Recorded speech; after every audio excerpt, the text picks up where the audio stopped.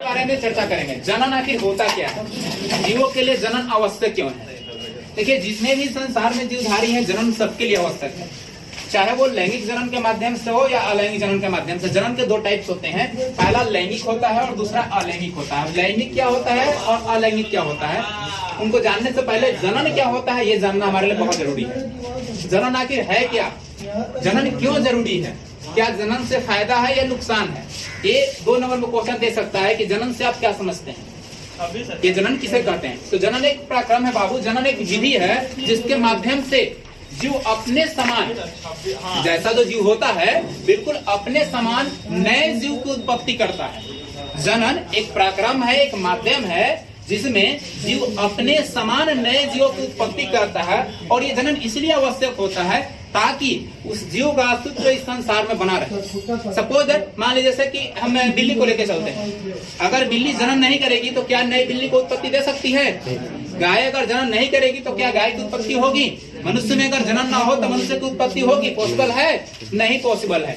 तो क्या होगा, जब जनन नहीं होगी तो उसका अस्तित्व समाप्त हो जाएगा, इस संसार से वो विलुप्त हो जाएगा। जैसे आप लोगों ने विगत कुछ वर्षों में देखा होगा, कौवा की संख्या बहुत कम है, सील आपको दिख नहीं रहा होगा, बाज दिख नहीं रहा होगा, बहुत कम, नगण्य है। ऐसे बहुत सारे जीव हैं, ऐसे बहुत सारे वनस्पतियां हैं, पेड़ पौधे हैं जो हाल फिलहाल के कुछ वर्षों में इस धरती से विलुप्त हो चुके हैं। इसका कारण क्या है, उनके अनुकूल यहाँ पे वातावरण नहीं मिला। जैसे वातावरण में वो जीते हैं, रहते हैं, वैसा अनुकूल वातावरण उनको नहीं मिला, या उनमें जनन नहीं हो पाया, उनकी संख्या कम होने के कारण, इससे कारण वो पृथ्वी से उनका अस्तित्व क्या हो गया, समाप्त हो गया। अब जितने भी हमारे इस संसार में जीवधारी हैं, चाहे वो पेड़ पौधे हो या जीव जंतु हो, उनको 2 वर्गों में बांट दिया गया बाबू, एक लैंगिक जनन और एक अलैंगिक जनन। 2 जनन के टाइप्स होते हैं, प्रकार होते हैं। पहला होता है लैंगिक और दूसरा होता है अलैंगिक। लैंगिक जनन में सभी उच्च वर्गीय जीवों में होते हैं, जैसे कि गाय, भैंस, कुत्ता, बिल्ली, मनुष्य, हाथी, ये सभी जो होते हैं, जो उच्च वर्गीय जीव होते हैं, वो सभी लैंगिक जनन द्वारा अपने समान नए संतानों की उत्पत्ति देते हैं। किंतु अलैंगिक क्या होता है, अलैंगिक ज्यादातर पेड़ पौधे में होते हैं या कुछ जीवों में भी होते हैं। जैसे अमीबा का नाम सुने होंगे, पैरामीशियम का नाम सुने होंगे, इग्लिना का नाम सुने होंगे, हाइड्रा का नाम सुने होंगे, या बहुत सारे पेड़ पौधे जो हैं जिनमें अलैंगिक जनन होता है। अलैंगिक जनन किसे कहते हैं, लैंगिक जनन किसे कहते हैं, जाइए इस पे चर्चा करते हैं। लैंगिक जनन उसे कहते हैं जिसमें नर और मादा 2 ही कैटेगरी है ना, इंसान की 2 ही कैटेगरी, एक बीच वाले भी होते हैं जिसको ट्रांसजेंडर हम लोग बोलते हैं, उभयलिंगी बोलते हैं, है ना। ऐसे मनुष्य में देखा जाए तो 2 ही कैटेगरी है, एक लैंगिक और एक ये मेल और एक फीमेल, एक मादा और एक नर। जब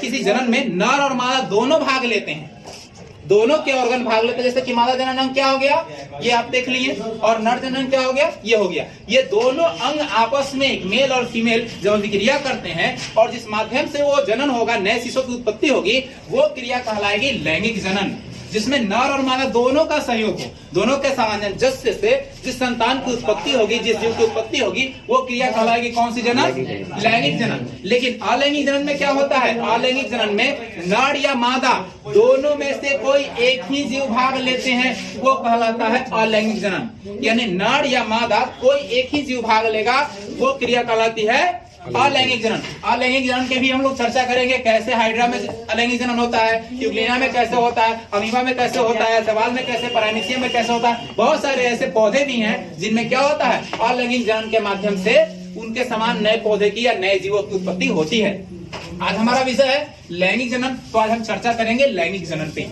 तो लैंगिक जनन मैंने अभी परिभाषा आप लोगों को बताया कि लैंगिक जनन वैसा माध्यम है जिसमें नर और मादा दोनों जीव क्या होते हैं, भाग लेते हैं, और भाग लेने के बाद जो क्रियाएं संपन्न होती है और उस माध्यम से जब नए शिशु की उत्पत्ति होती है, नए जीव की उत्पत्ति होती है, वो क्रिया कहलाती है कौन सी जनन, लैंगिक जनन। लैंगिक जनन में नर और मादा की आवश्यकता पड़ती है। जैसे मैंने पहले ही बताया आप लोगों को, नर और मादा के 2 तंत्र होते हैं। एक नर में जो तंत्र पाए जाते हैं, जो स्ट्रक्चर पाया जाता है, उसे नर जनन तंत्र कहते हैं, और मादा में जो पाया जाता है उसे मादा जनन तंत्र कहते हैं। ये दोनों भाग के बारे में जानना होता है, पढ़ना होता है, समझना होता है। यहाँ आप लोगों को सीमित ही नॉलेज दिया जाए, क्योंकि आप 10th क्लास के बच्चे हैं, आपको कुछ सीमित ही नॉलेज इसमें चाहिए जो कि आपके सिलेबस में। लेकिन अगर फ्यूचर में आप अगर 12 में जाते हैं, 11th में जाते हैं, अगर आप बायो लेते हैं तो आपको बायो वहां पढ़ना होगा, तो इसको डीप में पढ़ना होगा, दोनों के दोनों ऑर्गन के बारे में। जनन एक चैप्टर ही है, यहाँ तो आपको पार्ट बाई पार्ट बांट दिया ना 10th क्लास में, लेकिन वहां क्या है, आप जाइएगा 12th क्लास में तो आपको एक लेसन मिलेगा, लेसन नंबर 3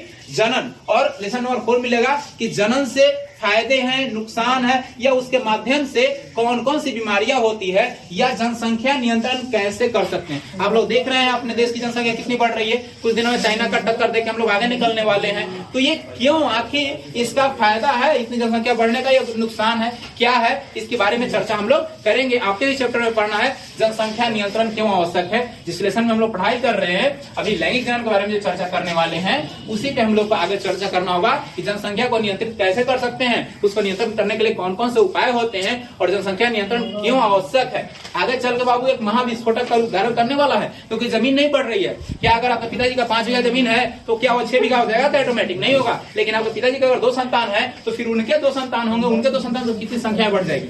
पॉपुलेशन तो बढ़ रही है, जमीन तो बढ़ने वाला है नहीं। क्या जमीन भी 5 साल बाद बढ़ जाता है क्या? नहीं बढ़ता है, लेकिन जनसंख्या तो बढ़ रही है ना, नित्य बढ़ रही है, प्रतिदिन बढ़ रही है कि नहीं। तो चलिए आइए हम लोग पहले नर जननांग पे चर्चा करते हैं, फिर मादा जननांग पे चर्चा करेंगे, ठीक है। नर जननांग के कुछ प्रमुख भाग होते हैं जो कि यहाँ लिखा हुआ है। नर जननांग के कौन कौन से प्रमुख भाग होते हैं, ये नर जननांग के भाग के बारे में इसलिए हम लोग चर्चा कर रहे हैं क्योंकि एग्जाम में पूछता है, आपको इसमें से या इसमें से दोनों में से कोई एक चित्र पूछ देगा, और अगर आपको सिर्फ चित्र पूछता है तो 2 या 3 नंबर में क्वेश्चन देगा। ऐसे चित्र बना के और नामांकित कर देना है, ठीक है। अगर 5 नंबर पूछता है बाबू, तो आपको जितने भी टाइप्स में लिखे हैं कि नर अंग के कौन कौन से प्रमुख अंग है, तो कौन कौन से अंडाशय है, ये मतलब सॉरी, ये नर जनन में वृषण कोष है, वृषण है, वृषण कोष, और वृषण क्या होता है इसके बारे में आपको लिखना पड़ेगा। शुक्राशय क्या होता है, प्रोस्टेट ग्रंथि क्या होती है, और सीसन ये लिंग क्या होता है, इसके बारे में आपको लिखना पड़ेगा अगर 5 नंबर में क्वेश्चन देता है तो। वैसे अगर मादा जनन का पूछता है तो आपको चित्र बना के, जैसे आरेख मैंने बनाया वैसे आपको डायग्राम बना के सभी का नामकरण करना होगा। फिर उसके बाद ये सभी भाग के बारे में लिखना होगा। अंडाशय क्या होता है, अंडाणु क्या होता है, फ्लोपियन ट्यूब क्या होता है, फ्लोपियन ट्यूब को एक और हिंदी में बोलते हैं अंडवाहिनी नालिका। फ्लोपियन ट्यूब इंग्लिश वर्ड है, इसको हिंदी में भी लिखते हैं अंडवाहिनी नालिका, जिसके माध्यम से अंडाणु जाते हैं। अंडाणु क्या होते हैं, जब इस चित्र पे आएंगे तो हम चर्चा करेंगे अंडाणु होता क्या है, अंडाशय होता क्या है, एक महिला में अंडाणु कैसे उत्पन्न होते हैं और क्यों जरूरी है, तमाम चीजों की चर्चा करेंगे हम लोग। अगला फिर है गर्भाशय। गर्भाशय जो शिशु होता है, जो बच्चे का जन्म होता है, जो माँ के पेट में जो बच्चा रहता है, तो गर्भाशय के अंदर ही रहता है। कहाँ रहता है, इसकी जानकारी हम लोग उसमें लेंगे। फिर योनि, योनि के माध्यम से लिंग क्या होता है, शरीर के अंदर जाता है, प्रवेश करता है और वहां पे शुक्राणु को छोड़ता है, और उसके माध्यम से फिर अंडाणु और शुक्राणु का मिलन होकर एक शिशु का रूप धारण करता है, वो हम लोग चर्चा करेंगे। फिर आस्तन ग्रंथि, महिला के शरीर में 2 प्रकार की लैंगिक ग्रंथियां पाई जाती है, एक प्राथमिक और एक द्वितीयक। जो आस्तन ग्रंथि है, जिससे बच्चे को माँ जो बच्चे को दूध पिलाती है, वो आस्तन ग्रंथि होती है, ठीक है।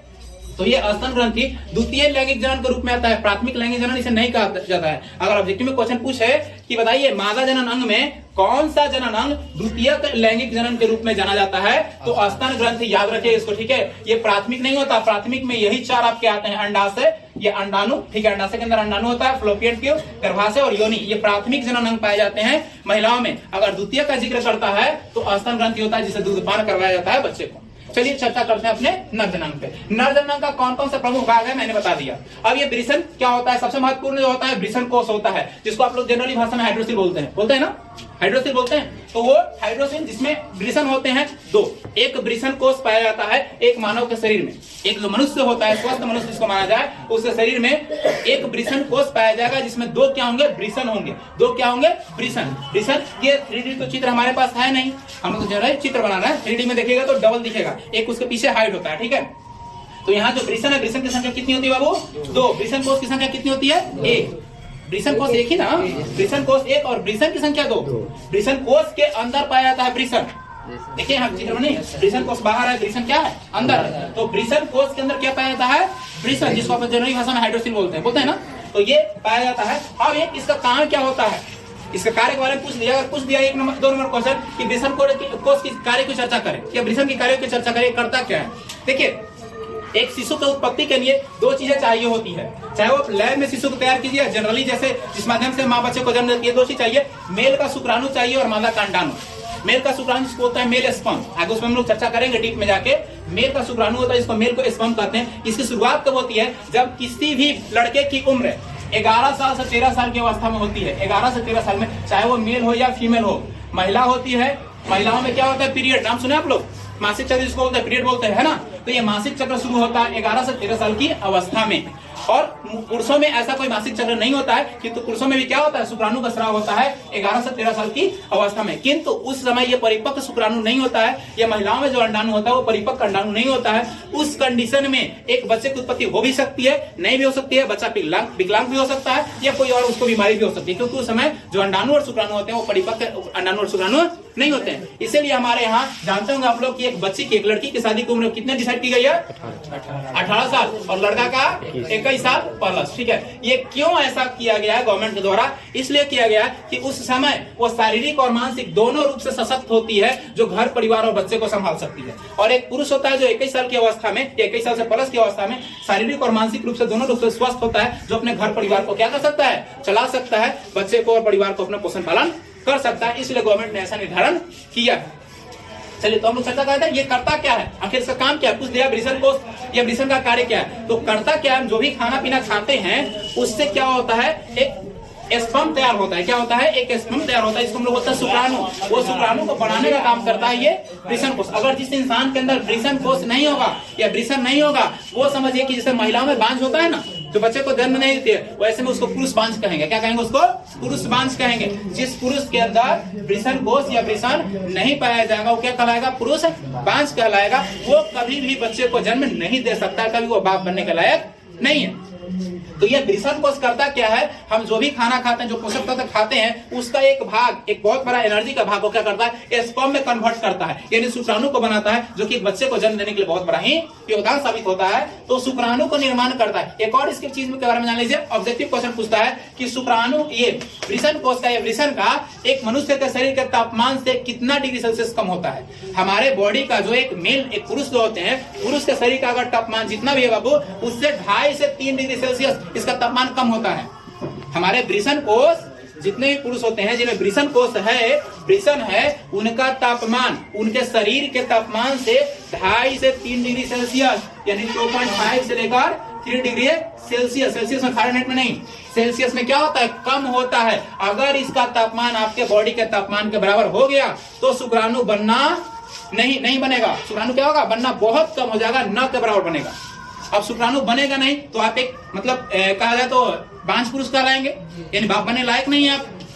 तो ये चीज ध्यान रखना। देखिए पूछता है, बताइए वृषण कोष या वृषण का तापमान कितना होता है, तो सामान्य शरीर के तापमान से 2.5 से 3 डिग्री सेल्सियस क्या होता है, कम होता है। ऑब्जेक्टिव में पूछेगा, ठीक है। या अगर इसके बारे में 2 नंबर में देगा तो उसमें भी आपको लिखना पड़ेगा कि वृषण कोष उसका काम क्या है। जिसके अंदर 2 वृषण होते हैं, उसमें पालिकाएं बनी होती है, नलियां बनी होती है, और वो क्या करता है, शुक्राणु को तैयार करने का काम करता है, जिसका तापमान सामान्य शरीर के तापमान से 2.5 से 3 डिग्री सेल्सियस क्या होता है, कम होता है। अब देखिए शुक्राणु यहाँ तो बनने लगा, बनने के बाद एक जगह स्टॉक होता है, जिसको बोलते हैं हम लोग क्या बोलते हैं, शुक्राशय। देखिए लिखा हुआ है शुक्राशय। ये बनने के बाद क्या होता है, यहाँ से बना और बनने के बाद ये प्रतिदिन बनता है, एवरीडे बनता है ये। और यहाँ से नहीं बनता है, जब माँ के घर में डिसाइड हो जाता है कि लड़का या लड़की, तो लड़की जब रहेगी तो ये अंडाणु बनना शुरू हो जाता है। माँ के घर में ही तीसरे या चौथे महीने में डिसाइड हो जाता है कि बच्चा जो पैदा होने वाला है वो लड़का या लड़की है, तो उस समय से ही ऑर्गन बनना शुरू हो जाते हैं घर में ही, पेट में ही, ठीक है। तो अगर लड़की होती है तो उसके अंदर अंडाणु का विकास धीरे धीरे होना शुरू हो जाता है। अगर पुरुष होता है तो उसके अंदर वृषण कोष का विकास होना शुरू हो जाता है, और धीरे धीरे जैसे जैसे आपकी एज बढ़ती है वैसे वैसे इसका विकास निरंतर प्रतिदिन होते जाता है। और ये जो भी शुक्राणु बनाता है उसको कहाँ स्टॉक रखता है, ये शुक्राशय में। कहाँ रखता है स्टॉक, शुक्राशय में। और यह स्टॉक रख के समझिए किस तरह कोलेस्ट्रॉल है, स्टॉक संग्रह करने का घर है, और ये संग्रह करके उसको परिपक्व बनाता है, यानी परिपक्व यानी जो एक बच्चे को जन्म देने में उपयोगी हो, यानी उतना कारगर हो जाए जो कि एक बच्चे को जन्म दे सके। सपोज आप लोग को वोट देने के लिए कहा जाए, वोट दीजिएगा नहीं, क्योंकि आप परिपक्व नहीं हुए, आपके पास ना तो वोटर आई कार्ड है, नहीं आपके 18 साल आपकी आयु सीमा है। वैसे ही एक शुक्राणु को भी परिपक्व होने में कुछ समय लगता है, और वो परिपक्व होता कहाँ है, शुक्राशय के अंदर होता है, ठीक है। अगर ऑब्जेक्टिव में पूछे कि शुक्राणु परिपक्व कहाँ होते हैं या बन के तैयार कहाँ होते हैं, परिपक्वता की ओर कहाँ जाते हैं, तो शुक्राशय में जाते हैं, ठीक है। शुक्राशय ग्रंथि का नाम है। अब देखिए यहाँ शुक्राशय में आ गया। इसके अलावा क्या है, हमारे शरीर में यूरिन ग्लैंड होता है, जिसको बोलते हैं मूत्राशय। यूरिन ग्लैंड होता है जो कि किडनी से जुड़ा होता है, ये 2 पाइप के माध्यम से। किडनी का चित्र आप लोग दूसरे चैप्टर में पढ़े होंगे, नहीं पढ़ा इसमें सर, चलिए पढ़ लीजिएगा, ठीक है। दूसरे चैप्टर में किडनी का चित्र पढ़े होंगे तो उसमें से 2 निकलता है पाइप, वो पाइप देखिए इससे जुड़ा हुआ होता है, ठीक है। तो ये क्या है, यूरिन ग्लैंड है, मूत्राशय। जो भी हम पानी पीते हैं हमारे शरीर के लिए जो उपयोगी होता है वो पानी छट जाता है, उसमें से एनर्जी जो होती है, क्लोरीन होता है, मैग्नीशियम होता है, निकल जाता है। बाकी जो दूषित पानी, जो खराब पानी होता है, वो इसमें संग्रह हो जाता है। और देखिए यहाँ पे आता है और यहीं पर डिसाइड होता है कि कब सीसन को यानी लिंग को क्या करना है, यूरिन को निकालना है, पेशाब को निकालना है या शुक्राणु को निकालना है। वो हमारे बॉडी की एक्टिविटी के अनुसार होता है, कब शुक्राणु निकलेगा और कब हमारी यूरिन निकलेगी यानी पेशाब निकलेगी। ये डिसाइड ये ग्रंथि करती है, इसको बोलते हैं प्रोस्टेट ग्रंथि यानी पृष्ठ ग्रंथि। प्रोस्टेट का ही एक और नाम है पृष्ठ ग्रंथि, ठीक है। ये डिसाइड करता है कि कब यूरिन को निकालना है और कब स्पर्म को निकालना है। ये एक ही नली होता है बना हुआ। महिलाओं में 2 नली होती है, लेकिन पुरुषों में क्या होता है, एक ही नली होता है। एक ही नली के माध्यम से दोनों एक साथ नहीं आते हैं। अगर स्पर्म आएगा तो यूरिन नहीं आएगा, यूरिन आएगा तो स्पर्म नहीं आएगा। ये दोनों में से कोई एक ही आता है, क्योंकि एक ही नली इसकी बनी हुई है। ये नलिकाएं होती है, इसको मूत्र नलिका या यूरिन नलिका भी कह सकते हैं। ये पूरा भाग क्या होता है, सीसम लिंग होता है। ये पूरा एरिया क्या होता है, प्रोस्टेट ग्रंथ होता है। और ये क्या होता है, यूरिन ग्लैंड होता है, ठीक है। और कोई इसमें कंफ्यूजन, चित्र में कोई कंफ्यूजन नहीं। चलिए तो आते हैं हम लोग अब मादा जनन की चर्चा करते हैं। मादा जनन आखिर है क्या। पहले मादा जनन के अंग के बारे में चर्चा करते हैं। कौन कौन सा अंग है, कौन कौन सा अंग है, अंडाशय है और अंडाणु है। क्या है, अंडाशय है और अंडाणु है। फिर क्या है, फ्लोपियन ट्यूब है, यानी इसको एक और नाम बोलते हैं अंडवाहिनी नालिका। अंडवाहिनी नालिका क्यों बोलते हैं अंडवाहिनी नालिका, चर्चा करेंगे हम लोग। गर्भाशय होता है, योनि होता है और हस्तर ग्रंथियां होती है। सबके बारी बारी से हम लोग चर्चा करते हैं। एक महिला जब माँ के गर्भ में होती है बच्ची, ये डिसाइड होता है कि बच्चे है, तो उस समय से ही क्या होते हैं, अंडाशय का विकास होना शुरू हो जाता है और इस तरह की ग्रंथियां बनना शुरू होता है। स्टेप बाय स्टेप बनते जाते हैं, फिर विकास हो जाता है। जब वो करीबन 36वें से 39वें सप्ताह में होती है तो जन्म हो जाता है एक बच्चे का। 9 माह जिसको हम लोग बोलते हैं, 9 माह बोलते हैं ना, 9 माह एक बच्चे के लिए अनुकूल समय होता है। तो 36वें से लेकर 39वें वीक में एक बच्चे के रूप में धारण करके वो शरीर से बाहर निकलती है। तो ये देखिए क्या है, अंडाशय है। ये पूरा का एरिया क्या है, अंडाशय। याद रखिएगा, जैसे पुरुष में मैंने बताया 2 वृषण कोष होता है। पुरुष में कितने वृषण कोष होते हैं, सॉरी वृषण 2 2, एक वृषण कोष में 2 वृषण होते हैं। वैसे ही महिलाओं में 2 अंडाशय होते हैं। याद रखिएगा, महिलाओं में अगर अंडाशय पूछेगा ऑब्जेक्टिव क्वेश्चन, महिलाओं में अंडाशय की संख्या कितनी होती है, 2 चीजें 2 होती है। क्या होती है, एक अंडाशय 2 होता है और एक फ्लोपियन क्या होता है, 2 होता है। क्या होता है, फ्लोपियन 2 होता है। तो 2 अंडाशय 2 फ्लोपियन, ऑब्जेक्टिव का क्वेश्चन याद रखना है, ठीक है। अब ये अंडाशय के अंदर क्या पाया जाता है, अंडाणु पाया जाता है। अंडाणु है क्या, अंडाणु है क्या, मासिक चक्र जो पीरियड काल होता है महिलाओं में, वो मासिक चक्र में ये अंडाणु ही है जो क्या करते हैं, रिलीफ होते हैं। प्रत्येक माह महिलाओं को जब 11 से 13 साल की अवस्था में कोई महिला होती है, कोई लड़की होती है, तो क्या होता है, उसका मासिक चक्र शुरू होता है, जिसको मेंस्ट्रुएशन साइकिल, रजोधर्म या पीरियड कहते हैं। तीनों चीजें एक ही है। आप एनसीईआरटी से पढ़िएगा तो वहाँ रजोधर्म देगा या मासिक चक्र देगा। अगर कोई आलोक या किसी और प्रकाशन से पढ़िएगा तो वहाँ क्या देगा, मेंस्ट्रुएशन साइकिल देगा या उसको पीरियड कहेगा, ठीक है। तो ये एक ही चीज है, अलग अलग लैंग्वेज में इसको बोला जाता है भले। तो ये अंडाणु होता है अंडाशय के अंदर। ये अंडाणु हर एक माह में एक अंडाशय से एक अंडाणु निकलेगा। अगर सपोज अभी कौन सा माह चल रहा है, अक्टूबर, सपोज किसी महिला का अक्टूबर में क्या हुआ, इस अंडाशय से एक अंडाणु निकला, यानी मासिक चक्र जो आया। अब ये क्या होगा, जैसे यहाँ से अंडाशय निकलेगा, ये फ्रीबी होते हैं, फ्रीबी लिखा है ना, ये झलरी भी इसको कहा जाता है। झलरी आईएससी का लैंग्वेज है, यहाँ 10th आपको फ्रीमी में पढ़ना है, ठीक है। तो फ्रीमी क्या करता है, उसको पकड़ लेता है। जैसे यहाँ से निकला उसको पकड़ लिया, पकड़ने के बाद ये फ्लोपियन, तो मैंने कुछ चौला बनाया है, ये बहुत ही सख्त होता है, बहुत ही पतला होता है, बहुत ही संकुचित होता है, जिसके कारण क्या होता है, महिलाओं को अक्सर पीरियड में ज्यादा पेन का सामना करना पड़ता है, दर्द की सामना करनी पड़ती है, क्योंकि बहुत ही संकुचित होता है। और इसके माध्यम से क्या होता है, अंडाणु यहाँ से निकलना शुरू होता है। और एक अंडाणु निकलेगा, याद रखना, एक मासिक चक्र में एक ही अंडाणु निकलते, एक से ज्यादा नहीं निकलेंगे, और एक ही फ्लोपियन से निकलेंगे। ये भी ऑब्जेक्टिव में पूछ सकता है कि एक मासिक चक्र में कितने अंडाणु महिलाएं रिलीज करती है, तो एक अंडाणु, ठीक है। अब अंडाणु यहाँ से निकला, निकलने के बाद क्या हुआ, अब यहाँ आएगा, संकुचित होगा। यहाँ से यहाँ तक का सफर तय करने में एक अंडाणु को 14 दिन का समय लग जाता है। कितने दिन का, 14 दिन। महिलाओं में किसी महिला में 28 दिन पर पीरियड रिपीट होता है, किसी में 21 दिन पर, किसी में 31 दिन पे। सभी महिलाओं में अलग अलग पीरियड रिपीट करने का समय होता है, टाइमिंग होता है। मासिक चक्र मतलब हर महीना में रिपीट होता है, रिसाइकलिंग होता है, ठीक है।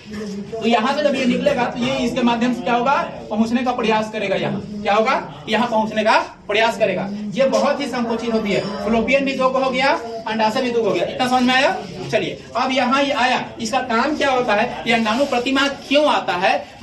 महिलाओं में फिक्स टाइमिंग होती है कि पीरियड आएगा इस समय, ठीक है। लेकिन पुरुषों में ऐसा कोई फिक्स टाइमिंग नहीं होता है। स्पर्म 24 घंटे 365 दिन जब चाहे पुरुष उसकी इच्छा के अनुसार स्पर्म उसके बॉडी से बाहर निकल सकता है। इसीलिए इसमें समय डिसाइड किया गया है जब अंडाणु यहाँ आया हुआ है, इसमें कहीं भी है फ्लोपियन में, और उस समय एक मेल और फीमेल में शारीरिक संबंध बनेगा। क्या बनेगा? शारीरिक संबंध। शारीरिक संबंध समझते हैं? सोकर जिसको सेक्स बोलते हैं, ठीक है। शारीरिक संबंध जो बनेगा तो उस समय क्या होगा, जब पुरुष का शुक्राणु, जब इसकी लंबाई करीबन 13 सेंटीमीटर होती है, जबकि पुरुष लिंग की लंबाई 6 से 7 सेंटीमीटर होती है, तो ये पूरा आगे तक नहीं पहुंच पाता है, तो शुक्राणु को क्या करता है? छोड़ देता है।